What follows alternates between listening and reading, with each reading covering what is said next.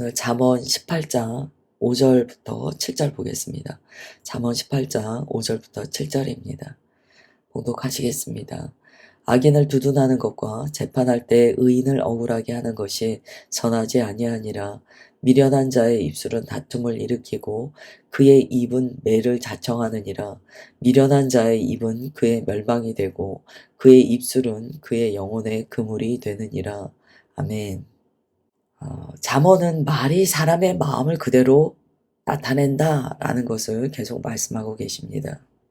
또한 이 말이요, 사람의 정의로움과 사람의 불의함을 드러내는 도구가 됩니다. 말을 들으면 그 사람의 말을 보면 이 사람의 마음에 하나님의 진리가 있는지 없는지, 진리를 기준 삼고 있는지 아닌지가 나타난다는 거예요. 5절에 따르면 악인을 두둔하는 것과 재판에서 의인을 억울하게 하는 것, 이거는 그 안으로부터 선하지 않은 말이 나왔다는 거예요. 거짓이지만 그런 이야기를 마구 했다는 거죠. 악인을 두둔했다는 것은 악인을 옳다라고 보이게끔 무언가 계속 포장했다는 거예요. 재판에서 의인을 억울하게 하는 것은 거짓말로 해서 거짓 증거를 했거나 어쨌든 그 재판의 결과를 엎을 수 있는 그런 증언을 했다는 거죠. 하나님은 공의를 사랑하시는 하나님이세요. 하나님의 아주 중요한 속성 두 가지는 공의와 사랑입니다. 하나님께서는 공의를 사랑하시는 분이에요. 그러나 우리가 살고 있는 이 세상에는 아주 자주 악한 자가 두둔을 받거나 의로운 자가 억울하게 죄를 뒤집어 쓰거나 이런 일들이 있습니다. 하나님께서 굉장히 미워하시는 일이에요. 이러한 불공정한 판단의 말은요, 그 공동체뿐만이 아니라 개인의 삶에서도 영향을 끼칩니다. 우리가 재판에 가서 증언할 일이 없고 악인을 특별히 두둔할 일은 없습니다 라고 생각할 수 있는데요, 우리의 삶에서 그냥 사람의 관계에서 그냥 일상적으로 어쩌면 우리가 나의 감정에 치우쳐서 불의함을 계속 눈 감고 넘어가거나 혹은 진리의 기준을 굽게 하는 일들이 발생한다는 거죠. 5절은요, 하나님께서 이렇게 말씀하시는 거예요. 선하지 않다, 옳지 않다, 이렇게 정확하게 말씀하실 때는 이 일에 대하여 얼마나 우리가 예민하게 감각해야 하는가를 깨달아야 합니다. 그래서 그리스도인은 말에 하나님의 진실함, 하나님의 진리가 반드시 있어야 돼요. 그 다음에 6절입니다. 미련한 자의 입술은 다툼을 일으키고 그의 입은 매를 자청한다. 이거 이제 연속되어서 주님께서 하시는 말씀이에요.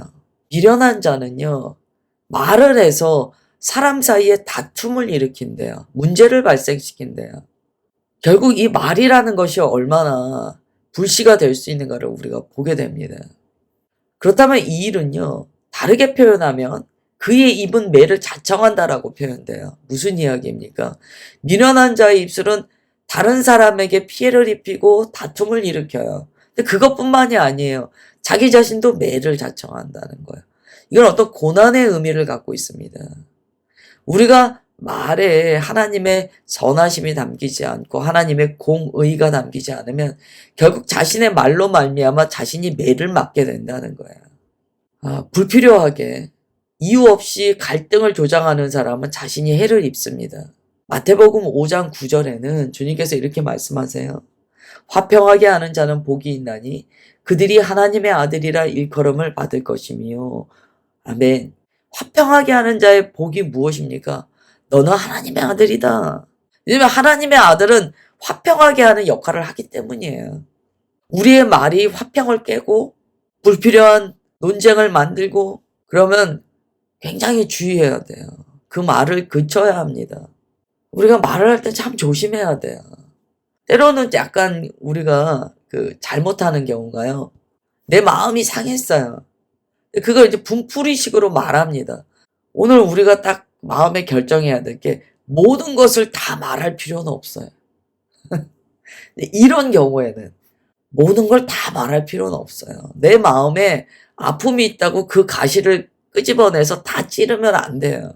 사실 5절과 6절의 말씀은 말을 얼마나 신중하게 해야 되는지를 다시 한번 강조하시는 말씀이에요. 왜냐하면 말이라는 것은요, 주워 담을 수 없다라는 특징을 갖습니다. 주워 담을 수가 없어요. 내가 혼잣말했어도 그게 나한테 악영향을 끼쳐요. 전에 설교할 때 그 말을 내 귀가 가장 먼저 듣는다라고 나누었던 적이 있습니다. 그 말이 내 귀에 가장 먼저 들리기 때문에 그 말은 결국 나에게 혼잣말 했더라도 나에게 영향을 끼치는데, 우리가 정제되지 않은 말을 막 쏟아내 버린다면 굉장히 주님께서 오늘 말씀하시는 그 선하지 않은 일을 우리가 하게 됩니다. 굉장히 조심해야 되죠.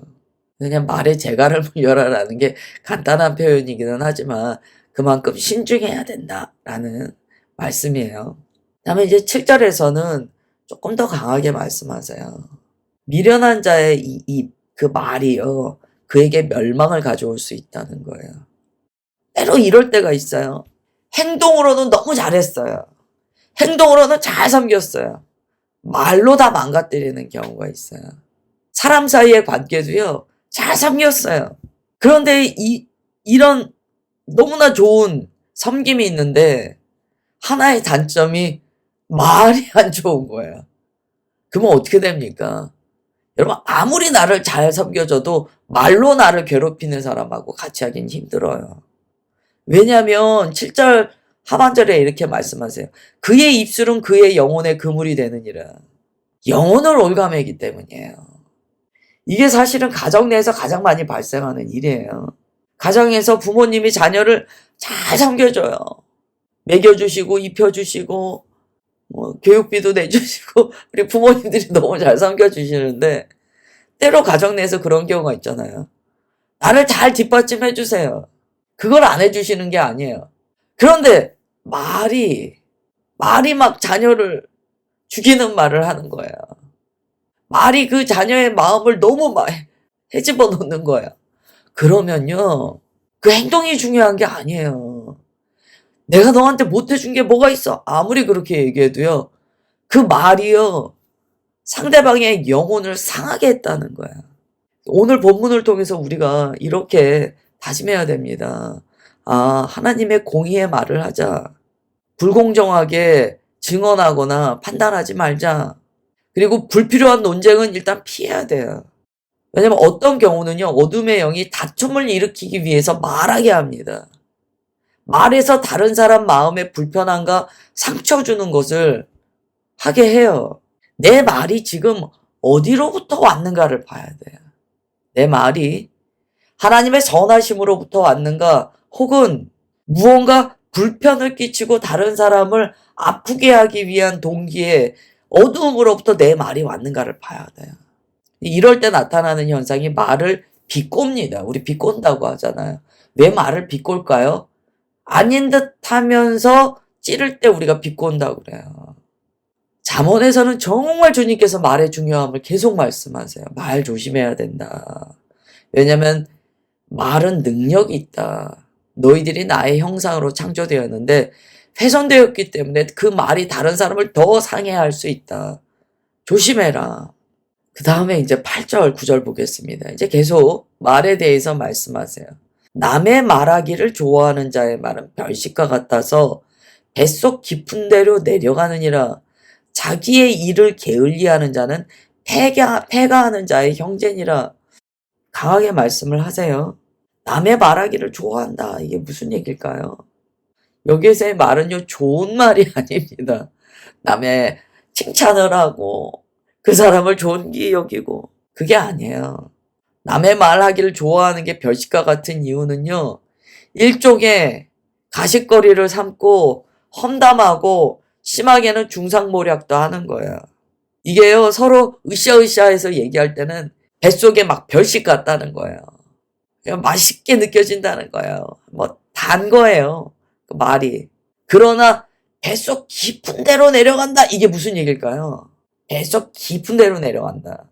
이거는 너에게 유익하지 않다, 너를 아프게 한다라는 의미를 가져요. 하나님이시니까 이렇게 말씀하시는 거예요. 우리를 창조하신 하나님이시니까 아시는 거예요. 잘못된 말을 재밌어서 서로 주고받으면서 막 이렇게 일종의 가십이나 험담이나 뭘 했다면 나중에 보면 그렇게 말한 것이요. 자기 영혼 깊숙이 가서 나를 아프게 하더라는 거야. 왜요? 이 말의 동기가 어디서 왔느냐를 봐야 돼요. 이 말의 동기가 주님으로부터 온 건 아니잖아요. 그 말의 동기가 어둠으로부터 왔거든요. 뭐 어둠이요. 말하는 재미만 줄까요? 우리는 마귀를 너무 쉽게 생각하는 게 있어요. 마귀가 과연 우리가 말하면서 스트레스만 풀게 하고 야, 너 말 그거 아무거나 해. 그렇게만 했을까요? 아니라는 거예요. 목적이 있다는 거예요. 그 목적이 뭡니까? 영혼 깊숙이 내려가서 무언가 문제를 딱 심어 놓는다는 거예요. 그래서 우리가 중요해요. 우리가 무슨 말을 할 때 내가 지금 동기가 어디로부터 왔지? 그거 잘 살피셔야 돼요. 그 다음에 9절 보겠습니다. 자기의 일을 게을리하는 자는 패가는 자의 형제다. 게으름에 대해서 말씀하세요. 이 게으름은요, 그냥 좀 행동이 느리고 그런 얘기가 아니에요. 약간 원래 행동이 좀 느리신 분, 원래 무언가 하실 때 남들보다 이렇게 스텝이 빠르지 않은 분이 계세요. 그 얘기가 아니에요. 여기에서의 게으름은요, 분명히 패가하는 자의 형제다라고 말씀하실 정도로 굉장히 무서운 게으름이거든요. 이 게으름은 그렇기 때문에 영적인 것과 반드시 결부되어 있어요. 성경에 보면 주님께서 부지런하라고 많이 명령하시거든요. 그런데 그 부지런이요. 성경에 보면 짝을 이루어서 나옵니다. 하나님과 짝을 이루어 나와요. 우리의 영혼과 짝을 이루어 나와요. 이 영적인 것과 연결이 되어 있다는 거예요. 로마서 12장 11절을 제가 읽어드릴게요. 부지런하여 게으르지 말고 열심을 품고 주를 섬기라. 아멘. 게으름을 경계하라는 말씀이에요.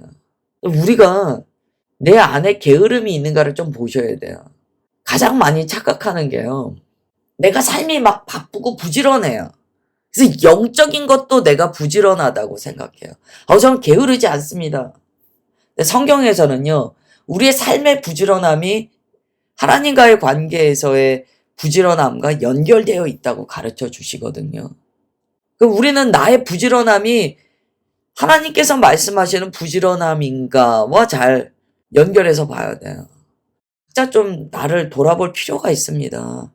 나의 열심이 주님 앞에서의 열심인가?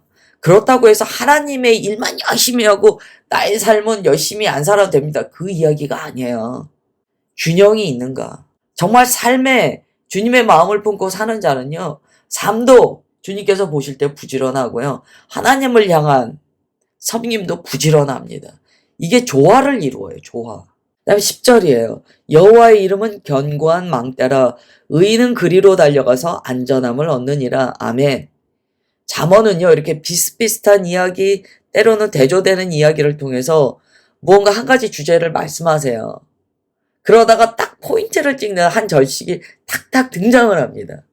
이때 우리가 주의가 환기되면서 아 맞아 주님께서 이런 메시지를 주시는 거야 라고 딱 이제 우리가 마음을 새롭게 하는 그런 말씀들이 중간중간에 심겨 있는데요. 이 10절이 바로 그런 말씀이에요. 앞에 이제 말에 대해서 말씀하셨잖아요. 그럼 얼마나 우리가 주님 앞에서 정말 주님께 여쭙고 주님 앞에서 얼마나 신중한 삶을 살아야 되는지를 이제 잠언은 계속 말씀하세요. 여러분 근데 제가 한마디 드릴게요. 우리는요 이 말씀이 있어요. 그런데 이 말씀을요 내 힘으로 지키고 살려고 그러면 잘 안 돼요. 넘어집니다. 그리고 넘어짐을 주님께서 경험하게 하세요. 그러면서 우리가 점점 힘을 빼게 되거든요. 아, 나는 전적으로 타락한 본성을 가지고 있어. 나는 전적으로 무능한 자야. 내가 내 힘으로 하려고 하면 안 돼. 그러면 이제 우리가 배워나가잖아요. 배워나갑니다. 지금 앞에 말씀을 보면 우리가 마음에 힘이 어떻게 보면 뚝 떨어져요. 그 어떻게 그렇게 살아? 너무 힘들어. 나는 어제도 죄 짓고 오늘 아침에도 죄 지었는데 어떻게 그렇게 살아? 그런 마음이 올라오거든요. 그런데 10절에 주님께서 딱 포인트를 주시는 거예요. 뭐라고 말씀하십니까? 하나님의 이름이 견고한 망대라는 거예요. 이게 중요한 거예요. 잠언의 말씀을 막 우리가 나누다 보면 야 이거는 뭐 신약시대 때 종교 지도자들의 이 율법 아니야 막 이런 생각까지 들 때가 있어요. 야 이거 너무 지키기 어려워. 어떻게 이대로 살아? 주님께서 말씀하시는 거예요. 내가 나의 이름은 견고한 망대다. 너희들이 지금 너희 힘으로 이 일을 하라는 게 아니야. 너희 힘으로 이렇게 하라는 게 아니야. 그냥 한마디로 축약한다면 우리의 삶의 모든 순간에 주님 도와주세요. 주님 저를 붙들어 주세요 하라는 거예요. 하나님의 이름이 견고한 망대다. 하나님을 찾으라는 거예요. 하나님을 피난처 삼으라는 거예요. 그렇기 때문에 의인은 하나님의 자녀죠. 하나님의 자녀는요, 매 순간 주님께로 달려간다는 거예요. 그러다 보니까 그는 안전하다는 거예요. 하나님의 말씀은 참, 우리 주님께서는 지혜가 정말 얼마나 우리가 감당할 수 없는 지혜잖아요. 어떻게 이렇게 말씀을, 사람은 기승전결하고 뚝 끊어지는데요. 이 잠언은 말씀이 끝나지를 않고요. 계속 이어집니다. 주님의 말씀이, 좋은 말씀이 계속 이어져요. 그래서 막 우리가 어떨 때는 야, 이 말씀이 너무 힘들어. 이 말씀을 어떻게 우리가 받아야 돼? 막 이러는데 그 와중에 또 주님께서 딱 말씀을 주세요. 그러니까 내게 오라고. 오늘 그 말씀하신 그러니까 내게 오라고. 내가 견고한 망대야. 나는 전능한 하나님이야. 나는 신실한 하나님이야. 너희들이 나의 이름을 부르면 내가 너희들의 방패가 되어줘. 내가 나의 날개 밑으로 너희들을 보호해. 라고 말씀하시는 거예요. 그래서 지혜로운 자, 의인, 하나님의 자녀는요, 삶의 순간에 매일 나의 삶의 방향성을 점검하고 주님께 달려간다는 거예요. 시편 91편 2절에 이렇게 적혀 있습니다. 나는 여호와를 향하여 말하기를 그는 나의 피난처요 나의 요새요 내가 의뢰하는 하나님이라 하리니. 이 말씀에서 내가 의뢰하는 하나님, 참 좋은 표현이죠. 나는 모든 것을 하나님께 의뢰한다는 거야. 주님께서 우리에게 무슨 변호사비를 받으십니까? 뭐 하십니까? 의뢰하는 거예요. 모든 것을 의뢰하는 거예요. 주님은 어떻게 해요? 주님이 이럴 때는 어떻게 할까요? 때로 주님 제가 일을 이렇게 망쳐버렸는데 어떻게 해요? 그냥 주님께 가져가는 거예요. 망쳐버린 것도 가져가는 거예요. 그러면 주님께서 우리의 영혼을 평안케 하시고 그걸 풀어나가신다는 거예요. 단지 우리는 온전히 주님의 통치 아래에 있으면 됩니다. 그래서 성경에 나타난 많은 하나님의 사람들의 특징은요, 그렇게 하나님께 매번 달려가요. 아주 이게 습관화되어 있어요. 주님께 달려가요. 이 모습을 보면 예수님께서 사역하실 때 모습이 생각이 나요. 예수님께서 사역하실 때 어떻게 합니까? 습관적으로 기도하러 가세요. 뭐 하는 거예요? 뭐 하시는 거예요? 습관적으로 하나님께 달려가시는 거예요. 하나님의 아들이심에도 불구하고 우리에게 배우게 하시는 거예요. 너희들도 습관적으로, 이 습관은 그냥 마음 없는 습관을 이야기하는 게 아닙니다. 이게 아주 내 안에 그냥 다 새겨져, 유전자로 새겨졌다는 거예요. 이게 나의 본질이 되어버린 거예요. 늘 주님을 찾고 주님께 의뢰하고 이게 그 삶에 그냥 본질적으로 돌아간다는 거야. 이런 사람은 안전하다. 그 다음에 11절부터 13절 보시면 이제 앞에 말씀과 연결됐지만 다른 말씀을 하세요. 11절 부자의 재물은 그의 견고한 성이라 그가 높은 성벽같이 여기느니라. 사람의 마음의 교만은 멸망의 선봉이요 겸손은 존귀의 길잡이니라. 사연을 듣기 전에 대답하는 자는 미련하여 욕을 당하느니라. 아멘. 부자의 재물은요, 앞서서 여호와의 이름은 견고한 망대라고 했어요. 그럼 부자의 재산은 어떻게 여겨진다는 거예요? 부자의 재산이 견고한 망대처럼 여겨진다는 거예요. 그러나 그게 옳다라고 하시는 말씀이 아니죠. 여기에서의 포인트는요, 그렇게 여긴다에 있습니다. 여긴다. 부자의 재물은요, 실제로 견고한 망대가 될 수 없어요. 견고한 성이 될 수 없어요. 높은 성벽이 될 수 없어요. 그러나 그런 것처럼 생각한다는 거예요. 미혹이죠. 사람의 마음의 교만은 멸망의 선봉이다. 이 말씀은 무엇입니까? 자기가 생각한 옳음으로 혹자는 부자의 재물이 견고한 성이라고 하는 교만이 있어요. 교만이 이제 여러 가지 모습이 있잖아요. 그냥 각양각색이잖아요. 그러나 그 중심은 똑같잖아요. 뭡니까? 내가 주인 된 거.